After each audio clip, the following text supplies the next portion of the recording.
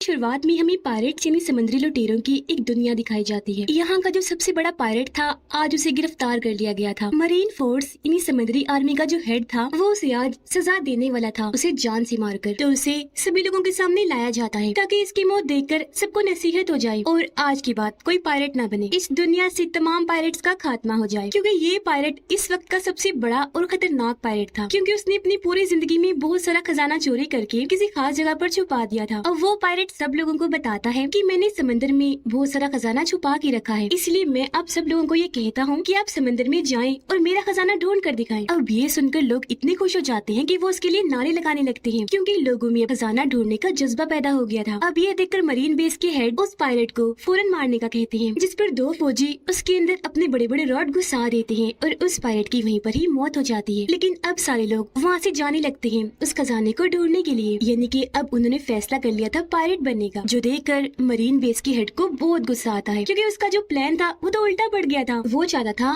कि पायरेट्स का खात्मा हो जाए, लेकिन उस पायलट के मरने के बाद अब तो बहुत सारे पायलट सामने आ गए थे और अब वो उस बड़े पायलट के खजाने को ढूंढने निकल गए। इसके बाद हमें 22 साल के बाद की कहानी दिखाई जाती है। हम एक कश्ती में कहानी के हीरो को देखते हैं जिसका नाम लूफी होता है। लूफी भी उस पायलट के खजाने को ही ढूंढने जा रहा था, क्योंकि वो समंदर का सबसे बड़ा पायलट बनना चाहता है और वो अपने सफर में काफी आगे आ चुका है। लेकिन जिस कश्ती में वो सवार था अब उसमें पानी आना शुरू हो गया था, क्योंकि वो काफी दिन से सफर कर रहा था। अब वो डूब ना जाए इसलिए जल्दी से एक ड्रम में जाकर बैठ जाता है। उसका सारा सामान पानी में तैरने लगा और वो ड्रम भी जिसमें वो छुपा हुआ था, पर यहाँ कम से कम वो डूबने से बच गया था। लेकिन फिर उसका ड्रम तैरते तैरते दो पायरेट्स के जहाजों के बीच पहुँच जाता है, जिन दोनों जहाजों की आपस में लड़ाई हो रही थी। अब यहाँ बड़े शिप की कैप्टन एक औरत थी, जिसको पकड़ने के लिए मरीन बेस ने बहुत सारा इनाम रखा हुआ था। वो फिर अपने साथियों के साथ मिलकर दूसरे जहाज के लोगों पर हमला कर देती है। एक एक करके उन्हें बुरी तरह मारकर वो बंदी बना लेती है और उन्हें भी अपने शिप में ले आती है। कैप्टन के साथी भी दूसरे शिप का सामान लूटकर अपने शिप में लाने लगते हैं। ये लोग उस ड्रम को भी उठाकर अपनी शिप में ले आते हैं जिसमें लूफी छुपा हुआ था। जैसे ही रात हुई लूफी ड्रम से बाहर आ जाता है, लेकिन उसे बाहर आता हुआ एक लड़का देख लेता है जो वहाँ पर कैदी था और वो लूफी को देखकर डर जाता है, चीख मार देता है। लूफी उसके मुँह पर हाथ रखकर उसे चुप करवाता है और कहता है कि डरो मत, मैं तुम्हें कोई नुकसान नहीं पहुँचाऊंगा। जिसके बाद लूफी उसे अपने बारे में बताता है कि मैं भी एक पायलट हूँ। और वो कैदी लड़का कहता है कि तुम पायलट नहीं लगते क्योंकि तुम अच्छे लग रहे हो। जिस पर लूफी का जवाब था कि नहीं, सारे पायलट एक जैसे नहीं होते, कुछ अच्छे भी होते हैं। अब यहाँ हमें लूफी के बचपन का सीन दिखाया जाता है और हमें पता चलता है कि उसे बचपन से पायलट बनने का शौक था। लूफी को पायलट्स का एक हीरो भी बहुत पसंद था, जो खुद भी एक पायलट था और लूफी उसे सिर्फ अपना ही हीरो समझता था। अब जब पायलट हीरो अपनी टीम के साथ वापस आता है तो लूफी उसे कहता है कि प्लीज मुझे भी अपनी टीम में शामिल कर लीजिए ना। जिस पर वो जवाब देता है, बेटा तुम अभी छोटे हो, पायलट बनने के लिए भी तैयार नहीं हो, क्योंकि ये काम बहुत खतरनाक होता है। अब ये सुनकर लूफी को जोश आ गया। वो शिप की सबसे ऊंची जगह पर जाकर सबका ध्यान अपनी तरफ करता है और फिर चाकू अपने चेहरे पर घुसाकर निशान बना लेता है, ताकि वो सबको दिखा सके कि मैं अब बच्चा नहीं रहा और पायलट बन सकता हूँ। कहानी वापिस से प्रेजेंट टाइम मौजूदा वक्त में आ जाती है, जहाँ ये सारी बात लूफी उस कैदी लड़के को बता रहा था। वो लड़का उससे पूछता है कि तुम पायलट बनने का सपना कैसे देख सकते हो, क्योंकि पायलट होना इतनी भी खास बात नहीं। इस पर लूफी जवाब देता है कि नहीं, पायलट होना बहुत अच्छा होता है, क्योंकि पायलट बनकर आप अपने साथियों के साथ समंदर की सैर कर सकते हैं, एडवेंचर पर जा सकते हैं और तो और पायलट्स को कोई कुछ कहता भी नहीं, वो आजाद होते हैं। इसलिए तो देखो मैं इतना खुश हूँ पायलट बनकर। कैदी लड़का कहता है मैं भी आजाद होना चाहता हूँ, लेकिन जो इस शिप के कैप्टन है उसने मुझे यहाँ पर कैद करके रखा हुआ है और वो मुझे आजाद कभी नहीं होने देगी। कैप्टन के खराटों की आवाज इतनी ज्यादा थी कि लूफी पूछता है, अरे ये क्या, ये कैसी आवाज है, क्या तुमने कोई समुद्री मॉन्स्टर पकड़ के यहाँ पे रखा हुआ है। जिस पर कैदी लड़का कहता है, अरे नहीं नहीं यार, ये तो हमारी कैप्टन के खराटों की आवाज है। अब वो कैदी लड़का लूफी को चुपके चुपके ऊपर लेकर जाता है और कहता है कि अभी सब सो रहे हैं तो तुम यहाँ से भाग जाओ। अब जब लूफी वहाँ से जा रहा था तो उनकी आहट से सब लोगों को पता चल जाता है और वो नींद से उठ जाते हैं, जिसके बाद कैप्टन भी यहाँ पर आ जाती है। अब कैप्टन को लगता है कि कैदी लड़का मुझे धोखा दे रहा था, वो भी यहाँ से भाग रहा था, इसलिए वो अपने हथियार से इन दोनों पर हमला कर देती है। वो पहले कैदी लड़के को मारती है, लेकिन लूफी आगे आकर उसके हथियार को साइड पर कर देता है, कैदी लड़के को बचा लेता है। जिसके बाद वो अकेला ही कैप्टन और उसके साथियों से लड़ने लगता है। हालांकि कैप्टन के साथी उस पर गोलियां चलाते हैं, लेकिन एक भी गोली लूफी का कुछ बिगाड़ नहीं पाती। ये देखकर कैप्टन को गुस्सा आ जाता है और वो अपना भारी हथियार उठाकर लूफी की पेट पे जोर से मारती है। लेकिन हैरत, यहाँ पर लूफी अपने जिस्म को लचकदार बनाकर खींचता है और ऐसे उसके वार से बच जाता है। ये देखकर कैप्टन काफी हैरान रह जाती है कि इसने अपने जिस्म को लचकदार कैसे कर लिया। और फिर तभी लूफी अपने हाथों को भी लंबा लंबा लचकदार बनाकर शिप की दूसरी साइड पर चला जाता है। तब कैप्टन भी वहाँ पर आ जाती है। वो दोबारा से अपने हथियार से उस पर हमला करती है, लेकिन लूफी पीछे हट जाता है और तब शिप का व्हील टूट जाता है और वहाँ पर आग लग गई। सारी सूरत हाल को देखकर कैप्टन आग भगोले गोला हो जाती है। उसे कैदी लड़के पर गुस्सा आ रहा था, इसलिए वो अपने हथियार से अब उस पर हमला करती है। लेकिन तभी सामने आ गया लूफी। हथियार उसके सर पर लगा, उसका सर कुचला गया, लेकिन हैरत उसे कुछ भी नहीं हुआ। जिसके बाद लूफी अपनी सबसे खतरनाक मूव यानी मारने का जो उसका सबसे अच्छा तरीका था वो उसका इस्तेमाल करता है। अपना हाथ लंबा लचकदार बनाकर बड़ा सा मुक्का बनाता है और उससे वो कैप्टन पर हमला करता है, जिससे यहाँ वो कैप्टन समंदर में दूर जाके गिरती है और उसका काम तमाम। अब वो सारे लोग लूफी की ताकतों को देखकर काफी हैरान भी हो जाते हैं और डर भी जाते हैं, इसीलिए हार मान ली थी उन्होंने। अब लूफी तो अपने कारनामों से बहुत खुश था और वो कैदी लड़के को लेकर यहाँ से जाने वाला था। अब हम एक तलवारबाज को देखते हैं जिसका काम होता है पायरेट्स को पकड़कर मारना। अब तब यहाँ एक आदमी आया जो वॉरियर था यानी कि योद्धा। वो तलवारबाज को अपने साथ शामिल होने का कहता है, लेकिन वो साफ साफ मना कर देता है। इनकार सुनकर वॉरियर तलवारबाज से लड़ने लगा। अब वो बहुत अच्छा तलवारबाज था। वो तेजी तेजी से अपनी तलवारें हिलाकर वॉरियर से लड़ता है और फिर एक मौके पर बड़ी आसानी से अपनी तलवारों का इस्तेमाल करते हुए वो वॉरियर को काट कर उसके 2 हिस्से कर देता है और इस तरह तलवारबाज ये लड़ाई जीत गया। लूफी और कैदी लड़का उस शिप से निकल चुके थे और अब वो एक छोटी कश्ती में आगे बढ़ रहे थे। अब क्योंकि उसने लूफी की और लूफी ने उसकी जान बचाई थी, इसलिए उन दोनों की दोस्ती हो जाती है। कैदी लड़का तो पहले उसकी ताकतें देखकर काफी हैरान था, इसलिए वो लूफी से पूछता है कि तुम्हारे पास ये लचकदार होने की ताकत कहाँ से आई? जिस पर वो बताता है कि बचपन में जब पायरेट हीरो ने मुझे अपनी टीम में शामिल करने से मना कर दिया था ना, तो तब मैंने गुस्से में आकर एक खास किस्म का फ्रूट खा लिया था, जिसके बाद से ही मुझे ये लचकदार होने की ताकत मिली। क्योंकि पायरेट हीरो ने जब मेरा हाथ पकड़ा तो मैं वहाँ से आगे बढ़ गया और मेरा हाथ लंबा होकर लचकदार बन गया। फिर कैदी लड़का पूछता है कि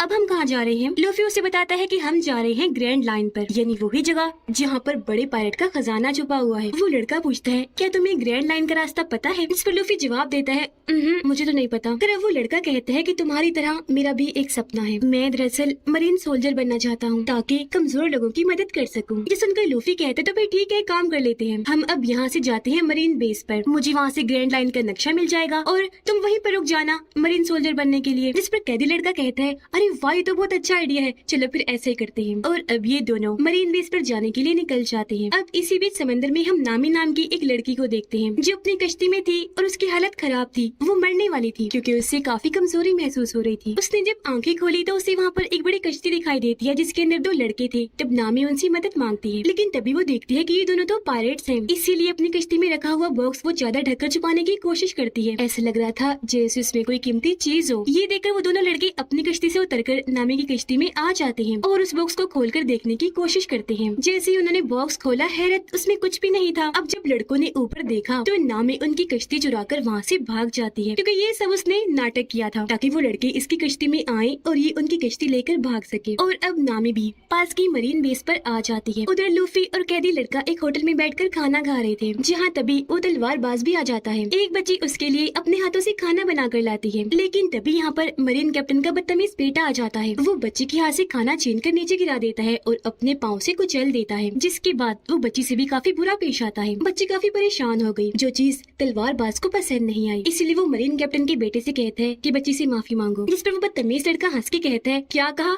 मैं इस बच्ची से माफी मांगू? कभी नहीं हो सकता। ये कहकर वो तलवार निकाल लेता है, जो देखकर तलवारबाज भी अपनी तलवार निकाल लेता है। सिर्फ 1-2 वार करके ही उसे हरा देता है। ये देखकर कुछ और लोग भी तलवारबाज की तरफ आते हैं उसे लड़ने के लिए, लेकिन एक को वो टांग मार के ही गिरा देता है, एक का सर टेबल पर देकर मारता है और 2 की बाजुएं पकड़कर उन्हें तोड़ देता है और साइड में फेंक के मारता है। एक को वो पकड़कर ऐसे घूमता है कि उसे जोर से टांग मारता है। तभी यहाँ पर नामी भी आ जाती है। वो भी एक आदमी का सर टेबल पर देकर मारती है और उसे जख्मी कर साइड में उठाकर ले जाती है। अब कैदी लड़का काफी डरा हुआ था, टेबल के नीचे छुपकर ये सब कुछ देख रहा था, जबकि लूफी इस लड़ाई को काफी एंजॉय कर रहा था। तलवारबाज ने सभी मरीन सोल्जर्स को मार दिया था, जिसके बाद वो पकड़ता है मरीन कैप्टन के बेटे को। उसे जान से मारने ही वाला था कि तभी वो लड़का कहता है कि प्लीज तुम मुझे छोड़ दो, मैं कैप्टन का बेटा हूँ, तुम जो मांगोगे वो तुम्हें दे देंगे। अब ये सुनकर तलवारबाज उसे फिलहाल के लिए छोड़ देता है और उसके डैड मरीन कैप्टन के पास आता है अपना इनाम लेने, क्योंकि उसकी ड्यूटी पायरेट्स को मारने की भी थी। लेकिन मरीन कैप्टन कहते हैं कि पहले तुम्हें मुझे इनाम देना होगा, जो है कि तुम्हें 7 दिन के लिए मेरे पास कैद रहना होगा। इस पर तलवारबाज कहते हैं अच्छा, अगर तुमने मुझे कैद करने की कोशिश की तो सबसे पहले तुम्हारा बेटा मरेगा। अब ये सुनकर मरीन कैप्टन का बेटा भड़क जाता है और अपने डैड को कहता है डैड या क्या करे हैं, पैसे दे दे इसको। लेकिन उसके डैड उसे ही मुक्का मारकर दूर फेंक देते हैं। अब मरीन कैप्टन तलवारबाज को कहता है कि तुम्हारी इस हरकत के बाद कोई भी मरीन बेस तुम्हें इनाम नहीं देगा, फिर चाहे तुम जितने मर्जी पायरेट्स को मार लो। अब तुम्हारे पास 2 रास्ते हैं,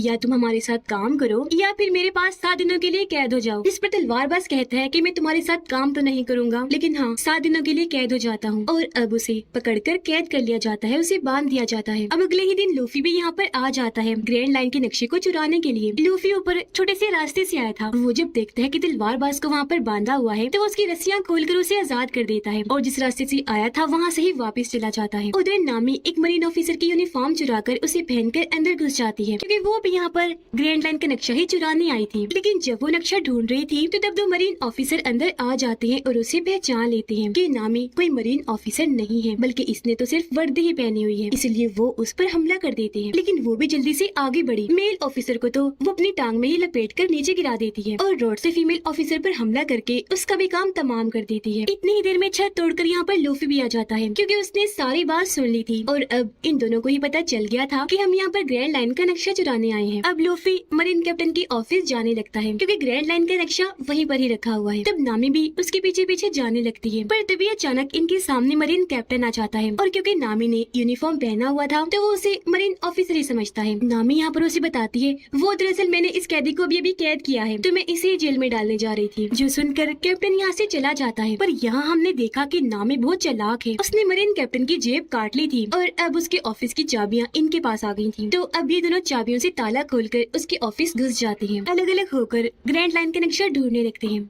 मरीन कैप्टन अब उस जगह पर आता है जहाँ पर वो दोनों ऑफिसर पड़े थे जिन्हें अभी अभी नामी ने पीटा था। दोनों ऑफिसर मरीन कैप्टन को बताते हैं कि वो लाल बालों वाली लड़की यानी कि नामी कोई मरीन सोल्जर नहीं है बल्कि वो तो यहाँ पर घुस गई है, पायरेट है। ये सुनकर मरीन कैप्टन को याद आया कि वो तो मेरे ऑफिस की तरफ गई है, इसलिए वो यहाँ पर इमरजेंसी अलार्म बजा देता है। उधर लूफी और नामी को वो तिजोरी मिल गई थी जिसमें ग्रैंड लाइन का नक्शा रखा हुआ था, लेकिन लाख कोशिश के बाद भी वो इस तिजोरी को नहीं खोल पा रहे थे। तभी बाहर मरीन कैप्टन भी आ गया था। वो दरवाजा पीटने लगता है और उन्हें दरवाजा खोलने का कहता है, लेकिन यहाँ पर लूफी मजबूती से तिजोरी को पकड़ता है। नामी उसके पीछे से आकर उसे जोर से पकड़ लेती है। यहाँ लूफी अपनी लचकदार ताकत का इस्तेमाल करके खींचकर अपनी बाजुओं को लंबा करता है और ऐसे दोनों कूदकर वहाँ से बाहर आ जाते हैं तिजोरी के साथ। ये दोनों सही सलामत यहाँ पर आ गए थे, लेकिन तभी मरीन ऑफिसर यहाँ पर आकर इन्हें चारों तरफ से घेर लेते हैं। पर यहाँ लूफी और नामी बड़ी बहादुरी से उनका सामना करते हैं। लूफी अपने मुक्कों से उन्हें दूर करता है जबकि नामी रॉड से मार मार कर उन्हें ढेर करती जाती है। और फिर तभी तलवारबाज भी यहाँ पर अपनी तलवारें लेकर आ जाता है। वो देखता है कि लूफी और नामी ये तो दोनों बच्चे हैं और उनसे पिट रहे हैं, इसलिए वो भी उनकी मदद करने इस लड़ाई में कूद पड़ता है। जैसे एक सोल्जर उसे मारने के लिए आगे बढ़ा, वो टांग मारकर उसे साइड में कर देता है और फिर कूदकर एक ऑफिसर के ऊपर गिरता है। दूसरे को वो तलवार से मारकर साइड पर करता है और ऐसे ये तीनों ही सभी मरीन सोल्जर्स को मार देते हैं। ये तीनों अभी खड़े ही थे कि तभी यहाँ पर मरीन कैप्टन आ जाता है। वो इनसे लड़ने ही आया था क्योंकि उसके हाथ पर ब्लेड वाला हथियार लगा हुआ था जिससे वो इन पर हमला कर देता है। लेकिन तभी सामने आए लूफी और तलवारबाज जो उससे लड़ने लगते हैं। हालांकि तलवारबाज अपनी दो तलवारों से उससे लड़ रहा था, लेकिन मरीन कैप्टन बहुत बहादुर था, वो उस पर भारी पड़ता जा रहा था, तो इसलिए तलवारबाज को अपनी तीसरी तलवार भी निकालनी पड़ती है। यहाँ लूफी भी अपनी लचकदार ताकत का इस्तेमाल करके अपना बाजू लंबा करके उसका सामना करता है, लेकिन मरीन कैप्टन उसका हाथ भी आसानी पकड़ लेता है। अब तलवारबाज अपनी तीसरी तलवार को मुंह में रखता है और दो तलवारों से कैप्टन से लड़ने लगता है। एक तलवार उसने जैसे कैप्टन को मारी वो उछलकर दूर जाके गिरता है और अब यहाँ लूफी भी अपनी खास मूव का इस्तेमाल करता है, यानी कि बाजू को लंबा सा करके बड़ा सा मुक्का बनाकर कैप्टन के मुंह पर देकर मारता है, जिससे वो भी दूर जाके गिरता है और वही ढेर हो गया। और अब आखिरकार वो यहाँ पर मरीन आर्मी और मरीन कैप्टन से बच गए थे, जिस वजह से बहुत खुश थी।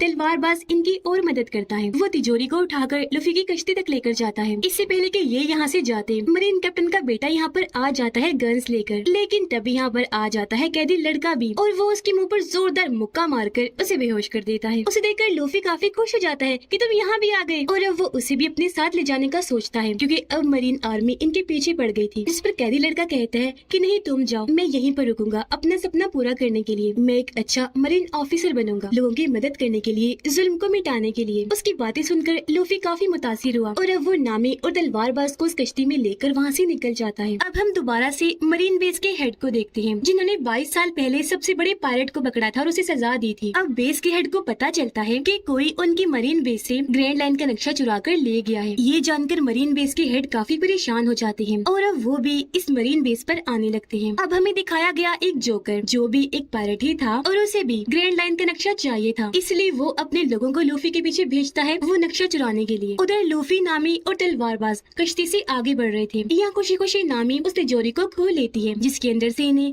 ग्रैंड लाइन का नक्शा मिल जाता है, जिसे देखकर ये काफी खुश हो जाते हैं। यहाँ नामी लूफी और तलवारबाज को बताती है कि दुनिया का समंदर 4 हिस्सों में बटा हुआ है और जो जमीन की लाइन है जो समंदर तक आ रही है उसके ऊपर भी एक लाइन है और उसे ही ग्रैंड लाइन कहा जाता है। खजाना वहाँ पर है तो अब हम खजाना ढूंढने वहाँ जाएंगे। वो ये बातें कर ही रहे थे कि तभी इन्हें बाहर से आहट महसूस होती है, क्योंकि असल में जोकर के लुटेरों ने इनकी कश्ती पर हमला कर दिया था। उसके लुटेरे आसमान में थे। वो वहाँ से बेहोशी की गैस आसपास फैला देते हैं। गैस जैसे लोगों के अंदर गई, ये भी उसे सूंघकर बेहोश हो जाते हैं। यहाँ बेहोश होने से पहले लूफी ने उन लुटेरों को देख लिया था, इसीलिए उसने ग्रैंड लाइन के नक्शे को जल्दी जल्दी से अपने मुंह में छुपा लिया था, जिसके बाद वो बेहोश हो गए। इसके बाद जब इन तीनों को होश आई तो ये देखते हैं कि हमें तो कैद किया हुआ है एक बड़े सी बॉक्स में और इनकी सारी चीजें जोकर के लुटेरों ने ले ली थी। पर लूफी ने यहाँ बताता है कि फिक्र न करो, ग्रैंड लाइन का नक्शा मेरे पास बिल्कुल सेफ है, यहाँ पर मेरे पेट में। अब जैसे बॉक्स खुलता है तो ये तीनों एक स्टेज पर होते हैं, जहाँ पर जोकर और उसके साथी लोगों को शो दिखा रहे थे। यहाँ पर जो ऑडियंस थी वो कैदी लोग थे, जिन्हें गुलाम बनाकर जबरदस्ती उनसे यहाँ पर तालियां बजवाई जा रही थी। अब तभी इन सब का कैप्टन यानी कि वो जोकर यहाँ पर आता है। उसे देखते ही लूफी पहचान लेता है कि ये एक पायरेट है, इसके ऊपर भी ढेर सारा इनाम है। लूफी यहाँ पर जोकर को बताता है कि देखना बहुत जल्द मैं पायरेट्स का किंग बनने वाला हूँ। जिस पर जोकर हंसते हुए कहता है, ओ तुम बनोगे पायरेट्स के किंग, देख लेना मैं बनूंगा जब मैं ग्रैंड लाइन का नक्शा चुरा लूंगा ना और वो खजाना मुझे मिल जाएगा ना तब। जो कहने के बाद जोकर उनसे ग्रैंड लाइन का नक्शा मांगता है, लेकिन तभी यहाँ चालाक नामी सामने आई और कहती है, क्या तुम नक्शा कर रहे हो? पता है तुम्हें हमारे पास नक्शे से भी बढ़कर कुछ है। ये कहकर वो लूफी की टोपी लेती है और उसे हवा में ऊपर उछाल देती है। अब जैसे सबका ध्यान ऊपर गया,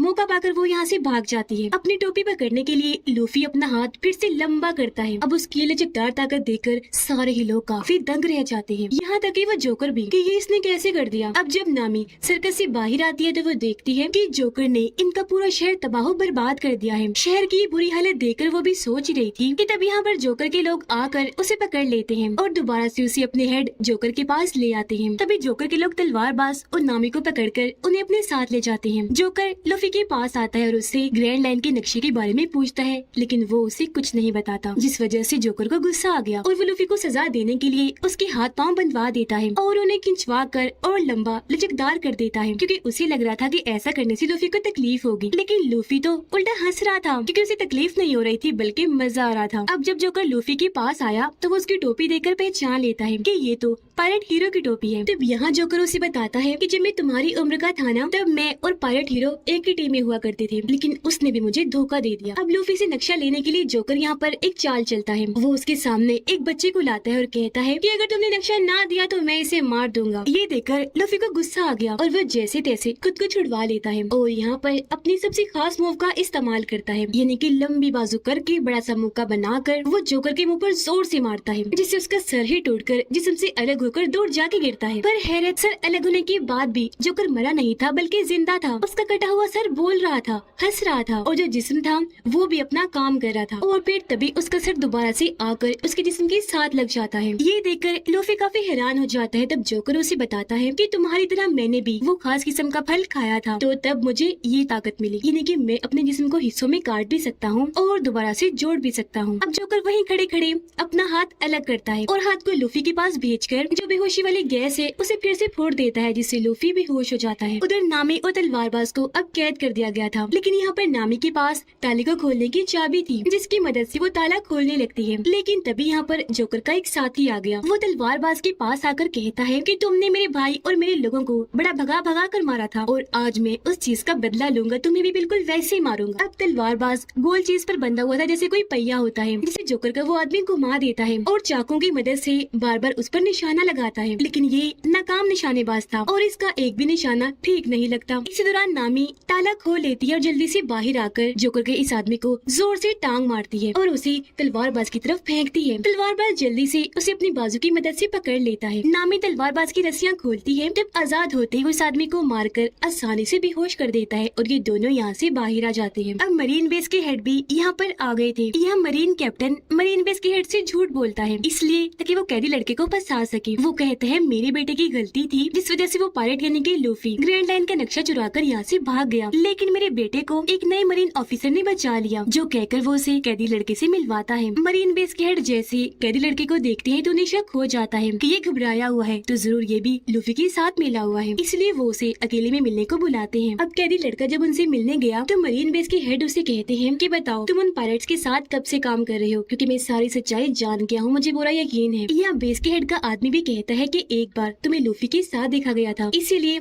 अब जो भी सच है जल्दी से बता दो। ये सुनकर कैदी लड़का काफी घबरा गया और वो सारी सच्चाई मरीन बेस के हेड को बता देता है। कहता है कि लूफी ने मेरी मदद की थी मेरी कैप्टन से मुझे आजाद करवाने में, तो वो और मैं उस शिप से भाग गए थे और यहाँ पर आ गए। जिसके बाद वो तो चला गया लेकिन मैं यहीं पर रुक गया क्योंकि मैं मरीन ऑफिसर बनना चाहता था। अब हेड समझ जाते हैं कि ये सच बोल रहा है, इसलिए वो कैदी लड़के को भी अपने साथ शामिल कर लेते हैं ताकि ये मिलकर लूफी को पकड़ सके। उधर जोकर ने लूफी को पकड़कर एक टैंक में कैद कर दिया था। जब उसे होश आई तो वो खुद को यहाँ पाकर काफी परेशान हो जाता है क्योंकि इस टैंक में धीरे धीरे करके समंदर का पानी भर रहा था और समंदर के पानी की वजह से लूफी यहाँ पर अपनी ताकतों का इस्तेमाल नहीं कर पाता क्योंकि वो यहाँ पर कमजोर पड़ता जा रहा था। तभी यहाँ पर जोकर भी आ गया और वो उसे दोबारा ग्रैंड लाइन का नक्शा मांगता है लेकिन लूफी उसे नहीं देता। इस वजह से जोकर को काफी गुस्सा आ गया और वो टैंक में पानी की स्पीड बढ़ा देता है और अब समंदर का पानी तेजी से वहाँ पर आकर लूफी पर गिरने लगा। अब हमें यहाँ दोबारा से लूफी के बचपन का सीन दिखाया जाता है जहाँ पर उस वक्त वो काफी दुखी था जब पायलट हीरो उसे अकेला ही छोड़कर चला गया। उसके जाने के बाद यहाँ पर एक और पायलट आया जो बहुत बुरा था। वो आते ही लूफी को पकड़कर उसे मारने लगता है, परेशान करने लगता है। लेकिन ठीक इसी वक्त पर यहाँ पर पायलट हीरो दोबारा आ गया। उसने जब देखा कि लूफी के साथ ये ऐसा सलूक कर रहे हैं तो उसने एक एक करके उस पायलट के सभी साथियों को मारकर ढेर कर दिया। लेकिन तब तक वो बुरा पायलट लूफी को लेकर कश्ती में बिठाकर समंदर में आ गया। पर तभी यहाँ पर एक बहुत बड़ा समुद्री मॉन्स्टर आकर इनकी कश्ती पर हमला कर देता है जिससे इनकी कश्ती पलट गई और ये दोनों समंदर में जाके गिरते हैं। डूबने की वजह से उस बुरे पायलट की तो वहीं पर मौत हो जाती है। इससे पहले कि लूफी भी पानी में डूबकर मरता, यहाँ पर पायलट हीरो आकर उसकी जान बचा लेता है। जिसके बाद वो समुद्री मॉन्स्टर दोबारा से ऊपर आया इन पर हमला करने के लिए। वो अपना बड़ा सा मुंह खोलकर लूफी को खाने ही वाला था कि तभी सामने पायलट हीरो आकर उसे बचा लेता है। मॉन्स्टर ने जैसे अपना मुंह बंद किया, पायलट हीरो मॉन्स्टर की आंखों में आंखें डालकर देखने लगता है। इससे मॉन्स्टर काफी डर गया और वहाँ से वापस भाग जाता है। लेकिन लूफी देखता है कि उस मॉन्स्टर ने पायलट हीरो का एक बाजू खा लिया है जिससे छोटे लूफी को बहुत दुख हुआ। तो अब यहाँ पर लूफी को एहसास हो गया कि वाकई अभी मैं बच्चा हूँ, पायलट बनने के लायक नहीं हूँ। अब पायलट हीरो यहाँ से जाने वाला था। जाते जाते वो लूफी को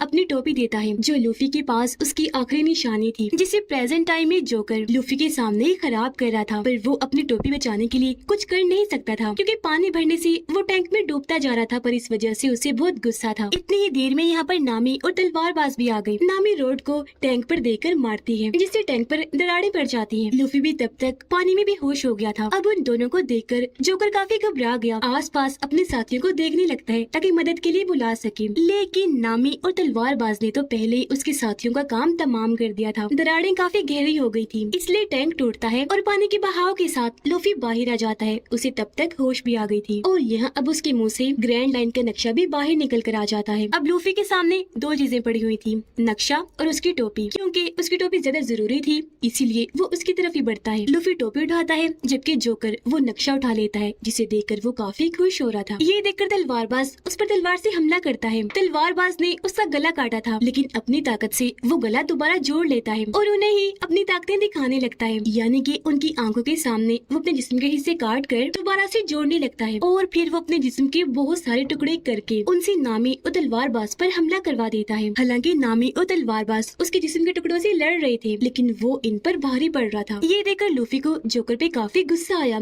इसलिए वो भी उठा उसे लड़ने के लिए। वो यहाँ पर अपने स्पेशल मूव का इस्तेमाल करता है, अपना मुक्का उसके पेट के आर पार कर देता है। लेकिन इससे भी जोकर को कुछ नहीं होता और अब वो लूफी पे भी भारी पड़ता है। जोकर का कटा हुआ हाथ आकर लूफी की गर्दन को पकड़ लेता है और उसका गला दबाने लगता है। लूफी ने जब साइड पर देखा तो वहाँ पर बहुत सारे बॉक्सेस पड़े हुए थे जिन्हें लूफी नामी को दिखाता है और अपना सारा प्लान समझाता है। जिसके बाद लूफी और तलवारबाज बारी बारी करके जोकर के जिस्म के टुकड़ों को बॉक्सेस की तरफ फेंकते हैं और नामी जल्दी से रॉड की मदद से उन्हें कैद करती रहती है। इस वजह से जोकर के पास अब जिस्म के बहुत थोड़े हिस्से रह गए थे और अब वो काफी छोटा हो गया था। और अब यहाँ पर लूफी अपनी खास ताकत का इस्तेमाल करता है। वो अपने दोनों बाजों को लंबा करके बड़े बड़े हाथ बनाता है, दोनों हाथों से एक साथ उस पर हमला करके उसे वहाँ से उड़ा देता है। जिसके बाद लूफी वो नक्शा नामी को दे देता है क्योंकि अब उसे इन दोनों पर भी यकीन हो गया था और ये अच्छे दोस्त बन गए थे। अब ये तीनों मिलकर वहाँ पर कैद लोगों को आजाद करवाते हैं जिन्हें ऑडियंस बनाकर वहाँ पर बिठाया गया था। उधर मरीन बेस के हेड ने मरीन कैप्टन को गिरफ्तार कर लिया था और उन्हें वहाँ पर बांध दिया था क्योंकि हेड जान चुके थे कि एक अच्छा मरीन कैप्टन नहीं है, ये बहुत ही बुरा है और बहुत नाइंसाफी करता है, बेहद जालिम भी है। अब मरीन बेस के हेड ये फैसला करते हैं कि अब मैं खुद अपनी नई मरीन आर्मी बनाकर लूफी को पकड़ने के लिए निकलूंगा। उनकी नई मरीन आर्मी सामने खड़ी हुई थी जिनमें कैदी लड़का और मरीन कैप्टन का बेटा भी शामिल था जिसकी फौरन ही बाद ये लूफी को पकड़ने के लिए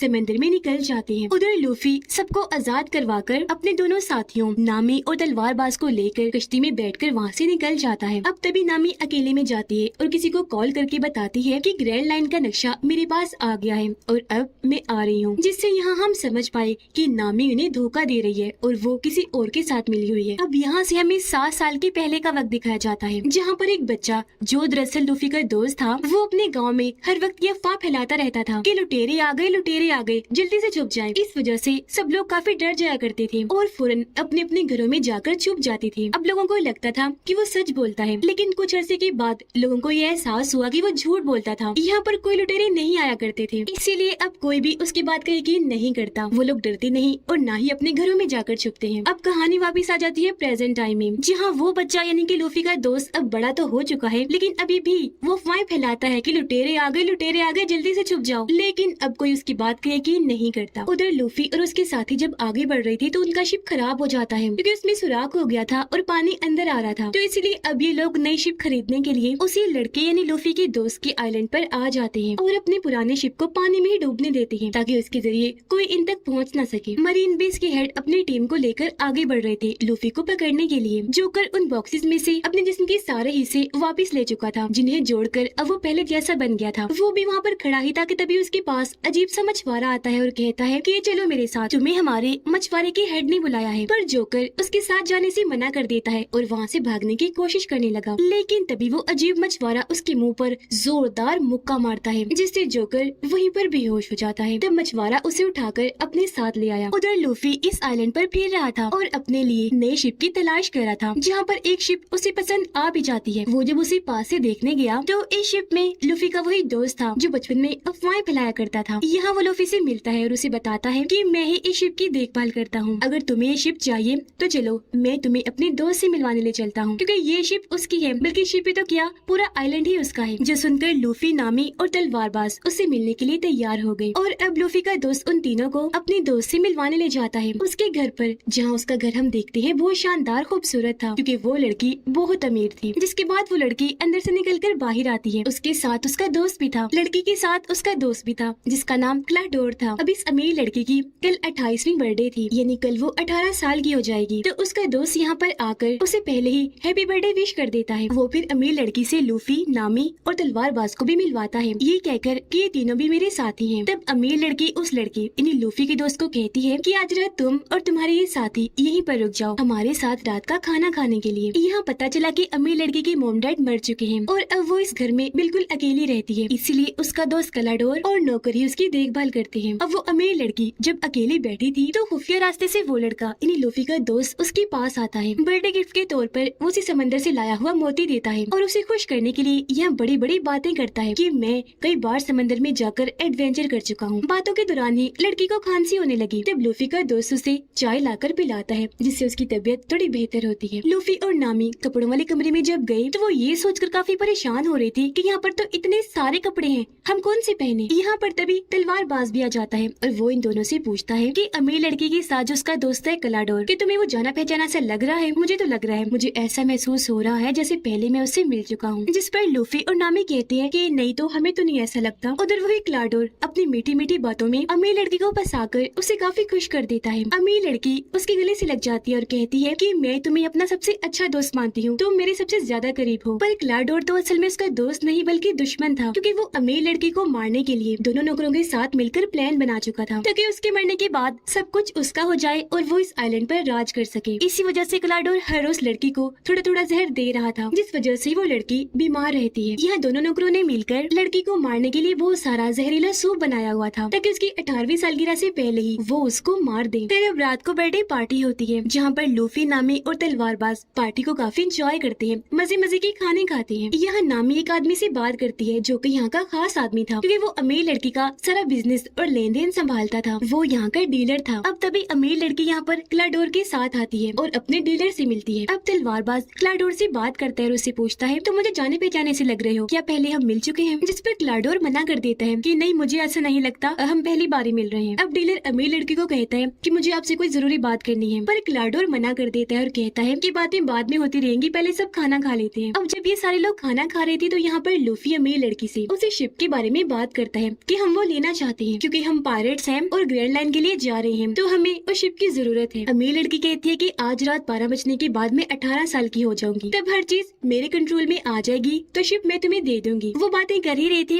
कि तभी लड़की की तबीयत खराब होने लगी। ग्लाडोर कहता है किसी आराम की जरूरत है, आप सब लोग यहाँ से चले जाइए, पर अमीर लड़की मना कर देती है कि नहीं नहीं मत कहो उन्हें जाने का, आज रात वो यही रुकेंगे। ये सुनकर तब ग्लाडोर भी चुप हो जाता है और अमीर लड़की को उठाकर उसके कमरे में छोड़ने जाता है। अब मरीन बेस के हेड और कैदी लड़का जब एक जगह पर बैठे हुए थे तो वहाँ पर मरीन कैप्टन का बेटा आता है और बताता है कि एक आइलैंड के पास हमें लूफी के शिप का सामान मिला है, जिस पर मरीन बेस के हेड कहते हैं तो इसका मतलब है लूफी उस आइलैंड पर गया है, तो अब तुम दोनों उस आइलैंड पर जाओ और लूफी को पकड़कर यहाँ पर लेकर आओ। अब जब डीलर अकेला था तो उसके पास क्लाडोर आता है क्योंकि वो डीलर को मारना चाहता है। वजह ये थी कि डीलर क्लाडोर की सच्चाई जान चुका था, जो सारी बात आज रात वो अमीर लड़की को बता देगा। अब यहाँ हमने देखा कि क्लाडोर के पास भी तेज चलने और दौड़ने की स्पीड और ब्लेड की ताकत है। उसके हाथ में 5 ब्लेड लगे हुए थे, वो उन्हें डीलर के अंदर घुसाकर उसे बहुत बुरी तरह मार देता है। अब हम जोकर को देखते हैं जिसे वो मछुआरा अपने हेड के पास उठाकर ले आया था। हेड जोकर को कहता है कि मैं यहाँ का सबसे बड़ा और खतरनाक पायलट हूँ, अगर तुम यहाँ पर कुछ लूटोगे तो आधा हिस्सा मुझे भी दोगे। जिस पर जोकर कहता है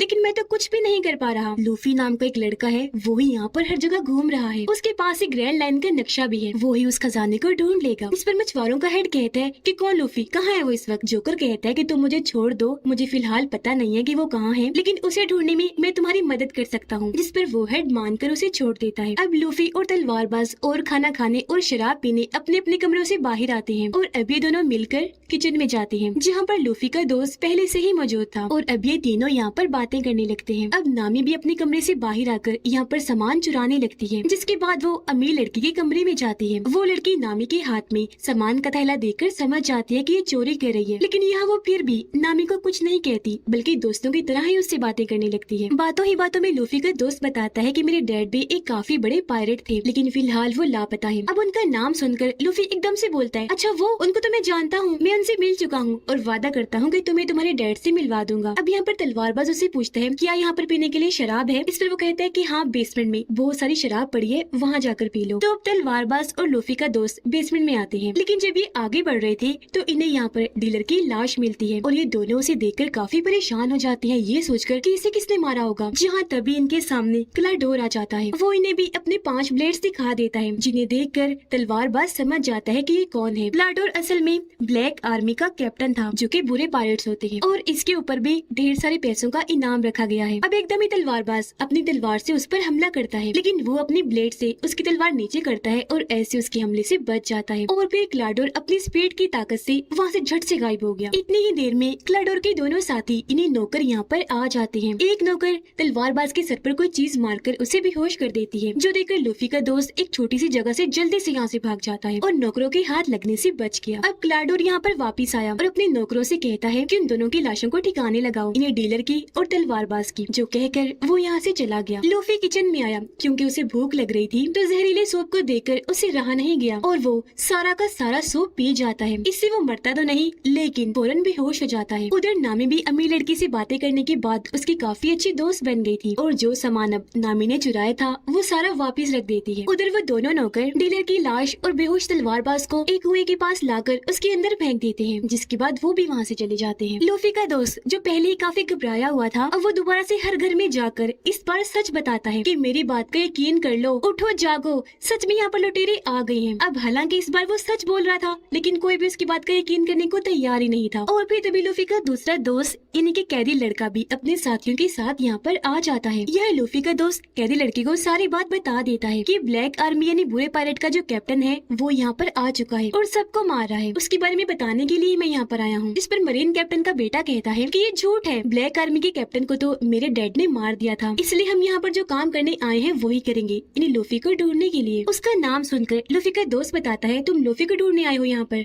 वो भी इधर ही है। और अब वो इनको लूफी के पास ले जाने लगता है। उधर नामी जब किचन में आती है तो ये देखकर काफी परेशान हो जाती है कि लूफी यहाँ पर बेहोश पड़ा है। उसे समझ नहीं आती कि सूप पीकर ये बेहोश कैसे हो गया, पर तभी उसे आहट महसूस हुई और वो जल्दी से जाकर एक जगह पर छुप जाती है। वहाँ पर दरअसल क्लाडोर और उसके साथी आए थे, दोनों नौकर, और उनकी बातें सुनकर नामी सारी बात समझ जाती है कि ये क्या करने वाले हैं, इन्हीं अमीर लड़की की जान लेने वाले हैं। घर के बाहर लूफी का दोस्त मरीन आर्मी को ले आया था। अब क्लाडोर जैसे दरवाजा खोलता है, लूफी का दोस्त बताता है कि यही ब्लैक आर्मी का कैप्टन है। इन यानी कि लुटेरा। पर यहाँ पर क्लाडोर उल्टा उस पर ही इल्जाम लगाने लगता है और कहता है कि इसका दिमागी तवाज़ुन थोड़ा ठीक नहीं है, इसलिए अक्सर ही ऐसी बातें करता रहता है। ये बचपन से ही इस तरह की कहानियां बनाते आ रहा है। अब ये सुनकर कोई भी लूफी के दोस्त की बातों का यकीन नहीं करता, सिवाय कैदी लड़के के। उसे लग रहा था कि क्लाडोर ही झूठा है और लूफी का दोस्त सच बोल रहा है। अब मरीन कैप्टन का बेटा क्लाडोर को कहता है कि लूफी इधर ही है, तो तब क्लाडोर कहता है कि हाँ, और वो लूफी को इनके हवाले कर देता है जो आधे बेहोशी की हालत में था। अब नामी वहाँ से निकलकर बाहर आई। वो नौकर के मुंह पर पेन से हमला करके उसे बेहोश करती है और यहाँ से भाग जाती है। लूफी का दोस्त भी वहाँ से भागकर अमीर लड़की के पास आ गया था। क्लाडोर कैदी लड़की को कहता है कि अब तुम यहाँ पर क्या ले रहे हो, चले जाओ यहाँ से। उसकी बेइज्जती करके वो मुंह पे ही दरवाजा बंद कर देता है। अब नामी भी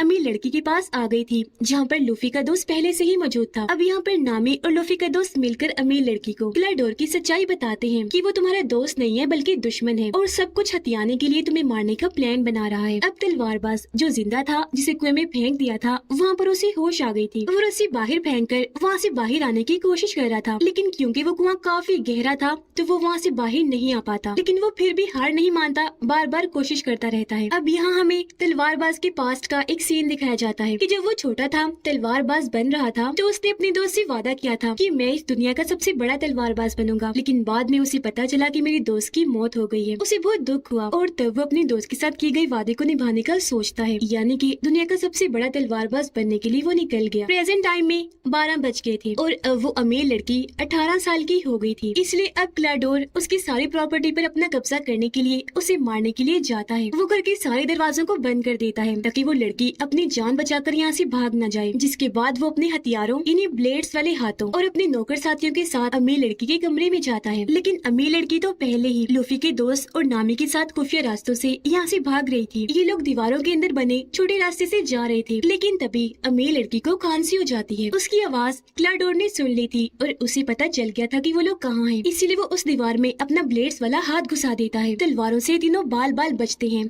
और अब ये जल्दी से यहाँ से भाग जाते हैं। तलवारबाज कुएं में अब खुद ही ऊपर आने की कोशिश करता है। वो चढ़कर ऊपर आ रहा था लेकिन बार बार नीचे गिर रहा था, लेकिन इस बार भी वो हार नहीं मानता और बड़ी हिम्मत करके दोबारा से उठा, ऊपर चढ़ने लगा और आखिरकार अब वो कुएं से बाहर आ ही जाता है। उधर कैदी लड़का लूफी को पकड़कर अपने साथ ले जा रहा था। लूफी को होश आने लगी, इसलिए कैदी लड़का उसके पास जाता है। अब लूफी यहाँ पर पूरी तरह होश में आकर कैदी लड़की को कहता है कि मुझे यहाँ से वापस जाना होगा क्योंकि क्लाडोर सच में बहुत खतरनाक है और मेरे दोस्तों की जान को खतरा है, मुझे उन्हें बचाना है क्योंकि वो सच में ब्लैक आर्मी का कैप्टन है। लेकिन तभी मरीन कैप्टन का बेटा लूफी पर गन तान देता है ताकि वो यहाँ से भाग न सके। इतनी ही देर में तलवारबाज भी यहाँ पर आ गया था और वो उसके सभी साथियों को मार देता है। फिर वो मरीन कैप्टन के बेटे को जोरदार मुक्का मारता है जिससे वो वहीं बेहोश होकर गिर जाता है। जिसके बाद लूफी और तलवारबाज अपने साथियों को बचाने के लिए निकल जाते हैं। घर में वो तीनों यानी कि अमीर लड़की, लूफी का दोस्त और नामी एक पुराने कमरे में आकर छुप जाते हैं। लेकिन तभी क्लाडोर भी यहाँ पर आ जाता है। उसे शक था कि वो यहीं पर है, इसीलिए वो उन्हें ढूंढने लगता है। इसी दौरान लूफी और तलवारबाज भी जैसे तैसे घर का एक रास्ता खोलकर अंदर आ ही जाते हैं। लूफी जाता है ऊपर और तलवारबाज दूसरी साइड पर। तलवारबाज के सामने क्लाडोर के दोनों नौकर साथी आ जाते हैं तो वो जल्दी से अपनी तलवार पकड़कर उनसे लड़ने लगता है। अमीर लड़की और नामी जैसे बाहर आई, क्लाडोर जल्दी से आगे आकर उन्हें पकड़ लेता है। वो उन्हें बस मारने ही वाला था कि तभी लूफी का दोस्त अपने हथियार से उस पर निशाना लगाता है, लेकिन इस बार भी वो बच जाता है। क्लाडोर को कुछ नहीं होता। अब क्लाडोर फुल स्पीड के साथ उसके पास आया और उस पर हमला करके उसे दूर फेंक देता है। फिर वो अमीर लड़की और नामी के पास आया। उसने अपना ब्लेड्स वाला हाथ ऊपर उठाया अमीर लड़की को मारने के लिए, लेकिन तभी पीछे लूफी आ गया जिसने अपना हाथ लचकदार बना के लंबा करके उसे पकड़ लिया और ऐसे अमीर लड़की को बचा लिया। जिसके बाद अब लूफी क्लाडोर से लड़ने लगता है। लचकदार ताकत का इस्तेमाल करके वो उसे उठा कर मार रहा था, पर क्योंकि क्लाडोर काफी खतरनाक और ताकतवर था इसलिए लूफी ज्यादा देर तक उसका मुकाबला नहीं कर पाता। क्लाडोर बहाने से काफी बार लूफी पर हमला करता है जिस वजह से लूफी को अब थोड़ा रुकना पड़ता है, लेकिन फिर मौका पाकर लूफी उसके मुंह पर जोरदार मुक्का मारता है और वो दूर जाके गिरता है। तलवारबाज भी दोनों नौकरों से लड़कर उन्हें खूब मार रहा था। एक पर वो तलवार से ऐसे हमला करता है कि सीढ़ियों से नीचे फेंक देता है और ऐसे वो इन पर भारी पड़ रहा था। उधर क्लाडोर भी अब आमने सामने आकर लूफी से लड़ता है और अपनी ब्लेड से उसे दूर फेंक फेंक के मारता है, लेकिन इसका असर लूफी पर ज्यादा नहीं होता। वो बड़े आराम से बार बार बच रहा था। अब यहाँ पर लूफी अपनी सबसे खास मूव का इस्तेमाल करता है। वो लचकदार ताकत का इस्तेमाल करके अपनी गर्दन को लंबी करता है और उससे क्लाडोर पर हमला करके बाहर फेंक के मारता है। लेकिन तलवारबाज भी उसके दोनों साथियों को हराकर बंदी बना लेता है, यानी कि इन्होंने उन तीनों को ही पकड़ लिया था। अब इस तरह इन सभी दोस्तों ने उनसे लड़ाई की, उन्हें हराया और इन सब की ही जान बच गई। लेकिन नामी कहती है हमें जल्दी से यहाँ से निकलना चाहिए क्योंकि मरीन आर्मी जान चुकी है कि हम यहाँ पर हैं और हमें पकड़ने वो यहाँ पर आती ही होगी। पर क्योंकि भागने के लिए इनके पास कोई शिप नहीं था, इसलिए अमीर लड़की इन्हें वही वाला शिप दे देती है। अब यहाँ पर अफवाह वाला लड़का यानी लूफी का दोस्त भी इनके साथ सफर में जाने के लिए तैयार हो जाता है और अब ये चारों उस शिप में बैठकर इस आइलैंड से निकल जाते हैं। हम देखते हैं कि क्लाइडोर भी मरा नहीं था बल्कि जिंदा बच गया था और वो भी कश्ती में बैठकर इस आइलैंड से निकल चुका था। कैदी लड़का वापिस आ गया था जहाँ वो मरीन बेस की हेड से माफी मांगता है कि प्लीज मुझे माफ कर दीजिए, मैंने बहुत कोशिश की पर मैं लूफी को पकड़कर नहीं ला पाया। हेड उससे कहती है कि परेशान मत हो, तुमने कोशिश भी की और अपना काम भी पूरा कर दिया, तुम उन लोगों को आइलैंड से बाहर ले आए यही बहुत है, अब हम उन्हें पकड़ लेंगे। वो ऐसा इसलिए कह रहा था क्योंकि अपनी दूरबीन से वो लूफी के शिप को देख पा रहा था। और अब मरीन बेस के हेड कहते हैं